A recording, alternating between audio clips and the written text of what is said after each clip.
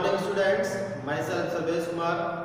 और आज हम स्टार्ट करेंगे केमिस्ट्री का सेकेंड चैप्टर जो कि है is matter around us pure. इसका मतलब ये है कि हमारे सराउंडिंग में जो भी मैटर प्रेजेंट है वो मैटर प्योर है या इम्प्योर है, उसके बारे में हम इस चैप्टर में बेसिकली सीखेंगे। ठीक, तो बेसिकली हमें पहले सीखना है इस चैप्टर में कि मैटर का केमिकल क्लासिफिकेशन क्या होता है, और केमिकल क्लासिफिकेशन में सीखेंगे कि मैटर दो तरीके का होता है, एक प्योर और दूसरा इम्प्योर। प्योर में भी दो तरीके से क्लासिफाई कर सकते हैं हम, एलिमेंट और कंपाउंड, और इम्प्योर में दो तरीके से क्लासिफाई कर सकते हैं हम, होमोजेनियस मिक्सचर और हेट्रोजेनियस मिक्सचर। तो इस पूरे चैप्टर में हमें बेसिकली पढ़ना पहले एलिमेंट्स के बारे में, कंपाउंड्स के बारे में, होमोजेनियस मिक्सचर्स के बारे में, हेट्रोजेनियस मिक्सचर्स के बारे में, और सबसे लास्ट में हम सीखेंगे कि मिक्सचर्स को सेपरेट हम कैसे कर सकते हैं। तो स्टार्ट करते हैं चैप्टर। तो सबसे पहले देखते हैं बेटा केमिकल क्लासिफिकेशन ऑफ मैटर। तो इससे पहले वाले चैप्टर में हमने किया था फिजिकल क्लासिफिकेशन ऑफ मैटर, जहाँ पर मैटर को हमने फिजिकल स्टेट के बेस पर तीन पार्ट में क्लासिफाई किया था, सॉलिड, लिक्विड, गैस। यहाँ पर हम क्लासिफाई करेंगे केमिकल प्रॉपर्टीज के बेस पर। तो केमिकल क्लासिफिकेशन ऑफ मैटर के बेस पर हम मैटर को दो पार्ट में क्लासिफाई कर सकते हैं। पहला प्योर सब्सटेंस, दूसरा इम्प्योर सब्सटेंस, जिसे हम बेटा मिक्सचर्स भी बोलते हैं। अब प्योर सब्सटेंस में दो तरीके से क्लासिफाई हो सकता है, एलिमेंट और कंपाउंड करके, और इम्प्योर सब्सटेंस भी दो तरीके से क्लासिफाई हो सकता है, होमोजेनियस मिक्सचर और हेट्रोजेनियस मिक्सचर करके। अब एलिमेंट क्या होता है, कंपाउंड क्या होता है और मिक्सचर्स क्या होते हैं, इनको हम बारी बारी से एक एक करके डिस्कस करेंगे इस चैप्टर में। तो सबसे पहले आप इसको नोट कर लीजिए, फिर हम आगे बढ़ते हैं। अभी हमने सीखा था केमिकल क्लासिफिकेशन ऑफ मैटर, जिसमें हमने सबसे पहले प्योर सब्सटेंस के अंदर जो पहला कंपोनेंट पढ़ा था वो था एलिमेंट। तो अब हम सीखेंगे एलिमेंट होता क्या है। ठीक, तो देखते हैं definition. An element is a substance which can not be split up into two or more simpler substances by the usual chemical methods of applying heat, light और इलेक्ट्रिक एनर्जी।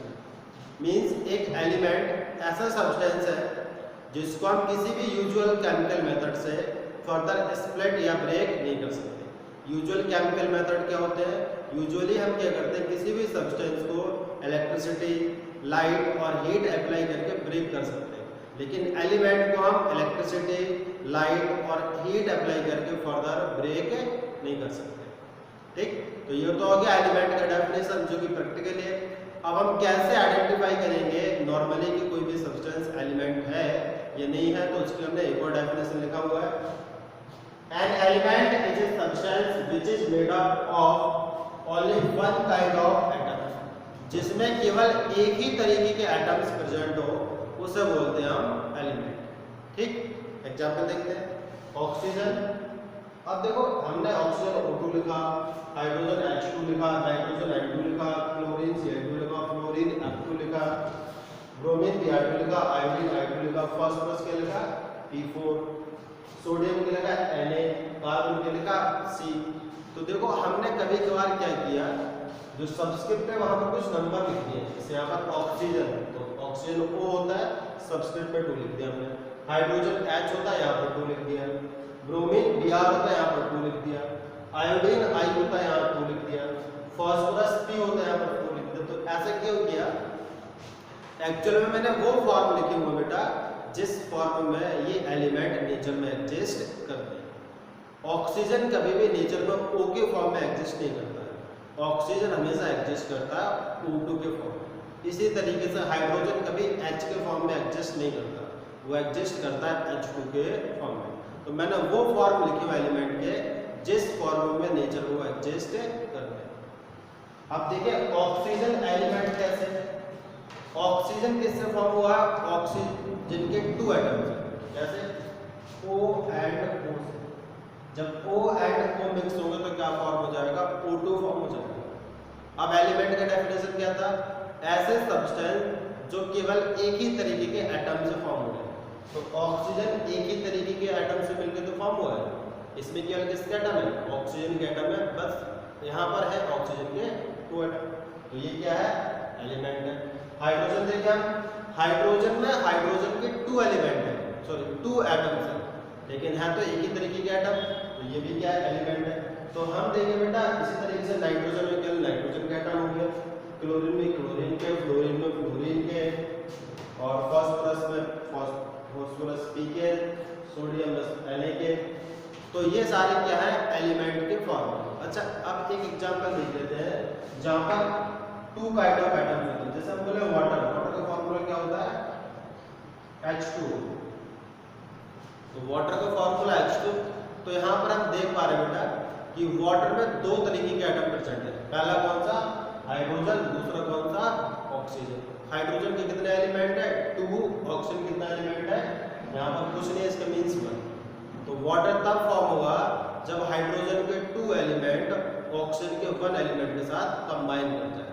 तो यहाँ पर हम देख रहे हैं कितने काइंड ऑफ एटम है 2 काइंड ऑफ एटम है, तो फिर H2O क्या होगा एलिमेंट नहीं होगा, बिकॉज एलिमेंट के लिए कंडीशन ये है consist only 1 kind of atoms. तो यहाँ पर 2 काइंड ऑफ एटम होगा हाइड्रोजन के और ऑक्सीजन के। ठीक, तो यहाँ से हम डिफाइन करेंगे बेटा एलिमेंट को कि एलिमेंट वो सब्सटेंस है जिसमें केवल एक ही तरीके के एटम्स होते हैं। और एक चीज ध्यान रखना, हमने यहाँ पर कुछ एलिमेंट के नीचे सब्स्क्रिप्ट नंबर कुछ लिखा है, तो इसका मतलब ये है कि ये एलिमेंट नेचर में इसी फॉर्म में एग्जिस्ट करते हैं और ये आपको लर्न करना है। ठीक, जैसे नाइट्रोजन N2 के फॉर्म में, फास्फोरस P4 के फॉर्म में। एक चीज और ध्यान रखना, कुछ एलिमेंट का जो सिंबल होता है केवल एक एटम से मिलकर बना होता है, सॉरी एक अल्फाबेट से मिलकर बना होता है, लेकिन कुछ एलिमेंट का जो सिंबल होता है वो 2 अल्फाबेट से मिलकर बना होता है। जैसे नाइट्रोजन केवल N से फॉर्म हुआ है, लेकिन हम देखें क्लोरीन किससे फॉर्म हुआ है C और L से। इसी तरीके से हम देखें बेटा सोडियम किससे N और A से। कार्बन तो सिंगल है, कॉपर का किससे फॉर्म हुआ C एंड U से। सिल्वर किससे फॉर्म हुआ A एंड G से। तो एक चीज और ध्यान रखना कि जब भी किसी एलिमेंट का रिप्रेजेंटेशन केवल एक अल्फाबेट से होगा तो वो अल्फाबेट कैपिटल होगा। जैसे ऑक्सीजन क्या है O2, तो केवल किससे फॉर्म हुआ ऑक्सीजन से, तो कैपिटल है। ऐसा हाइड्रोजन केवल किससे फॉर्म हुआ H से, तो कैपिटल है। नाइट्रोजन किससे N से, तो कैपिटल है। लेकिन जब भी किसी भी एलिमेंट का रिप्रेजेंटेशन 2 अल्फाबेट से करेंगे हम, तो पहला कैपिटल होगा, दूसरा क्या होगा स्मॉल होगा। क्लोरीन में देखें C कैपिटल है, L स्मॉल है। ब्रोमीन में देखें B कैपिटल है, R स्मॉल है। सोडियम में देखें N कैपिटल है, A स्मॉल है। सिल्वर में देखें A कैपिटल है, G स्मॉल है।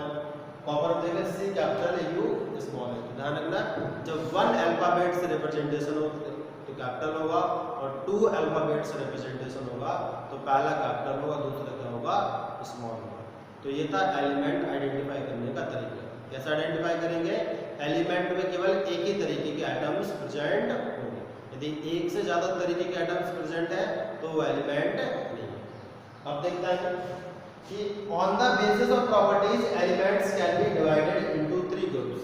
मींस एलिमेंट्स को यदि हम प्रॉपर्टी के बेस पे क्लासिफाई करें तो एलिमेंट को हम 3 पार्ट में क्लासिफाई कर सकते हैं। पहला क्या है, पहला मेटल्स, दूसरा नॉन मेटल्स, तीसरा मेटलॉइड्स। तो इनको अब हम एक एक करके बारी बारी से डिस्कस करेंगे। तो पहले आप इसको नोट कर लीजिए। अभी हमने सीखा कि हम एलिमेंट्स को क्लासिफाई कर सकते हैं मेटल्स, नॉन मेटल्स और मेटलॉइड्स।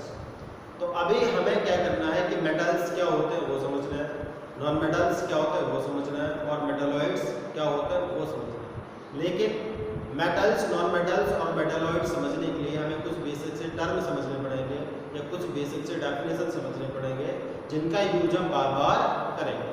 तो उनमें सबसे पहला टर्म है मैलेबिलिटी, दूसरा डक्टिलिटी, थर्ड है ब्रिटलनेस। तो देखते हैं मैलेबिलिटी क्या है। The property which allows the elements to be hammered और beaten into thin sheets without breaking is called malleability. मतलब किसी भी एलिमेंट का वो प्रॉपर्टी जिससे हम एलिमेंट पर हैमरिंग करें और वो विदाउट ब्रेक हुए थिन शीट में कन्वर्ट हो जाए, तो इस प्रॉपर्टी को बोलेंगे कि वो एलिमेंट की मैलेबिलिटी की प्रॉपर्टी है। फॉर एग्जांपल जब हम आयरन को हैमरिंग करते हैं, आयरन पर हैमरिंग करते हैं, तो आयरन कभी ब्रेक नहीं होता, आयरन थिन शीट के फॉर्म में कन्वर्ट होना स्टार्ट हो जाता है। तो इसका मतलब क्या हुआ, आयरन क्या है मैलेबल। जनरली मैक्सिमम मेटल क्या होते हैं, मेलेबल होते हैं। मेटल्स को जब हम हैमरिंग करते हैं तो मेटल्स ब्रेक नहीं होते हैं, उनका सरफेस एरिया बढ़ जाता है, जिससे वो थिन शीट में कन्वर्ट होना स्टार्ट हो जाता है। ठीक, अब देखते हैं ductility. The property which allows the elements to be drawn और stretched into thin wires without breaking is called ductility. मतलब किसी भी एलिमेंट का वो प्रॉपर्टी जिससे एलिमेंट को हम ड्रॉ करें और स्ट्रेच करें, जिससे कि उसके थिन वायर्स फॉर्म हो जाए और उस टाइम पर एलिमेंट ब्रेक ना हो, तो उस प्रॉपर्टी को बोलते हैं डक्टिलिटी। ठीक, जनरली सारे के सारे मेटल्स में क्या होता है, डक्टिलिटी की प्रॉपर्टी होती है। हम मेटल्स के वायर बना सकते हैं, जैसे हम कॉपर के वायर बनाते हैं, एल्यूमिनियम के वायर बनाते हैं, आयरन के वायर फॉर्म कर सकते हैं, तो ये होती है डक्टिलिटी। डक्टिलिटी का मतलब क्या है कि एलिमेंट को हम स्ट्रेच करें, पुल करें, तो एलिमेंट क्या किसमें कन्वर्ट हो जाए, थिन वायर्स में कन्वर्ट हो जाए, लेकिन एलिमेंट ब्रेक ना हो। तो जनरली मेटल्स के अंदर किसकी प्रॉपर्टी होती है, डक्टिलिटी की और मैलेबिलिटी की। ठीक, अब देखते हैं third, brittleness. The property due to which elements break into pieces on hammering is called brittleness. Means जब भी हम किसी एलिमेंट पर हैमरिंग करें और एलिमेंट क्या हो जाए, छोटे छोटे पीसेस में ब्रेक हो जाए, तो उस प्रॉपर्टी को बोलते हैं हम ब्रिटलनेस। तो ब्रिटलनेस की प्रॉपर्टी जनरली किसके अंदर होती है, नॉन मेटल्स के अंदर होती है। जैसे हम कार्बन को लेते हैं, कार्बन क्या होता है, कोल में प्रेजेंट होता है। तो सपोज करो हमने कोयला ले लिया, कोल ले लिया, उस पर हम हैमरिंग करेंगे तो छोटे छोटे पीस में ब्रेक हो जाएगा, ना कि उसके थिन शीट कन्वर्ट हो जाएगा। लेकिन वहाँ पर हम आयरन ले, तो आयरन को जब हम बीट करेंगे हैमर से, तो आयरन ब्रेक नहीं होगा, वो थिन शीट में कन्वर्ट हो जाएगा। तो ये सारे प्रॉपर्टी है जिनके बेस पर हम क्लासीफाई करेंगे मेटल्स, नॉन मेटल्स और मेटल्स। तो आज के लिए बस इतना ही। अगले वीडियो लेक्चर में डिस्कस करेंगा मेटल्स, नॉन मेटल्स और मेटल्स के